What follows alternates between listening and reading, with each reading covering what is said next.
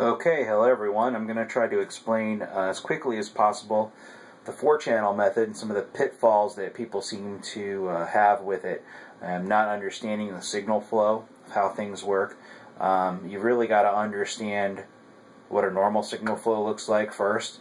I'm going to talk about pre-effects, I'm going to talk about your preamp, your post-effects, and then your power amp, and that's really how things kind of go here. Your post-effects are going to be your delay, your reverb, maybe some pitch effects, maybe sometimes people like their chorus there. It just depends on what, some of that depends on what you like. Your pre-effects, maybe your flanger, phaser, your wah, distortion or overdrive. Again, it still is preference and what you want to do. That's how people get different sounds and get their own techniques. The way I look at things is it all has to do with what are you trying to achieve. I like Van Halen, I got no qualms about it, but I can do all kinds of things with this amp. My thing is, how much distortion do I need to get what I'm trying to go for in terms of pitch squeals or getting the right effects. So you get those kind of things when you're doing what you're doing. What kind of guitar are you using? My pickups are pretty hot in this guitar. It's a Ernie Ball Axis. Everything is stock and, you know, sounds awesome the way it is. I love it. So this is what I use.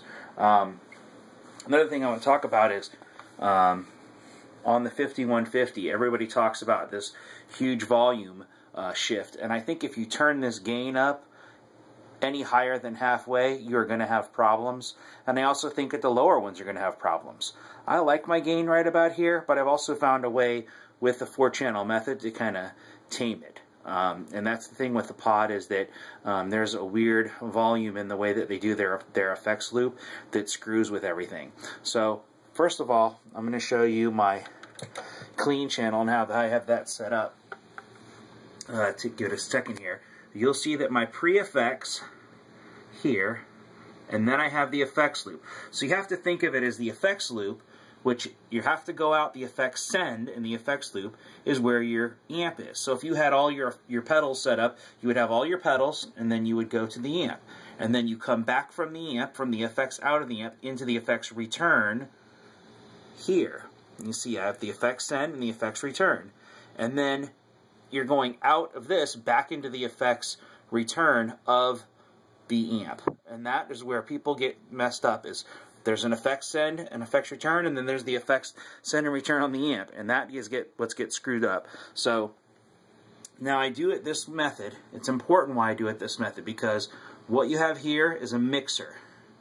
Okay? With the mixer after, I'm not increasing gain. There's actually a gain loss of about 6 dB when you're going through the effects after effects loop. And it depends on a lot of things. It depends on if you sum it's a stereo, what kind of different things, or sum the mono or whatever. There's a lot of different things that happen that can cause this. Whether you're using guitar and aux for your second input and all kinds of stupid stuff. So you have to experiment with that.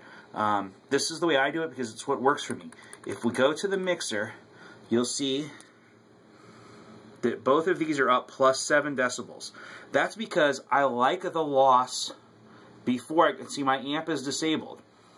So I like the loss before, because what it does is it actually makes my sound cleaner.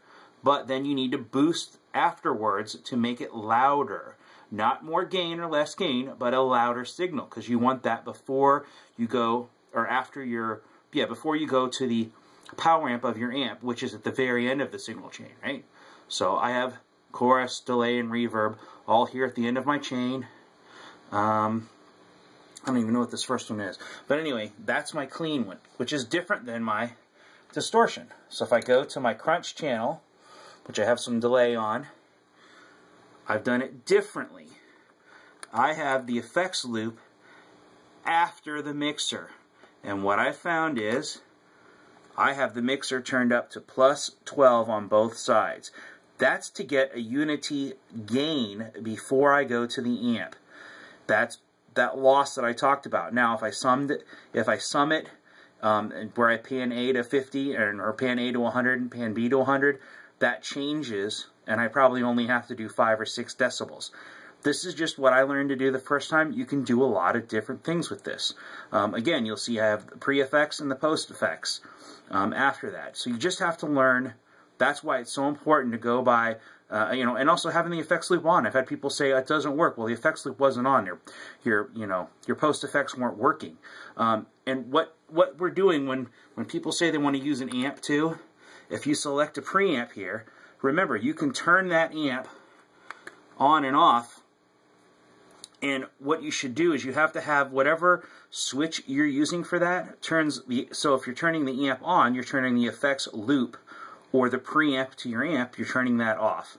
And that is basically the trick. So what I want you to see is, this is the distortion sound. My volume turned all the way up.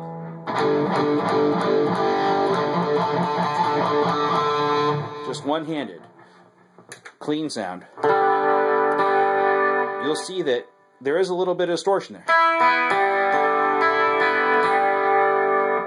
And that's from picking attack, and because the pickup is harsh, or not harsh, I should say it got a lot of gain. But if you look at where I have my gain set, if I turn it up literally 2 notches, you should hear a little bit of a difference in how much gain there's. There's much more distortion there. So that's why I set it where I set it. There's plenty of distortion on channel 2 when I do it that way, and great clean sound. And I can adjust that more or less if I need to using the pod. I can use a compressor or something in the beginning, take the level down even more, make an even cleaner setting. I hate compressors. I hate using them. I hate the way they make the guitar sound and feel, so I don't use them. That's why I've used the mixer the way I did. Again, it all comes down to what you're trying to achieve. So look at what everybody has done and go with what you find works best for you. So hopefully this helps. If you have any questions, let me know and I'll make a follow-up video. No problem. I'm also going to do a video on using MIDI with the head. It was very easy once I read the instructions in the manual. So if you have any questions about that, put those below too. Thanks.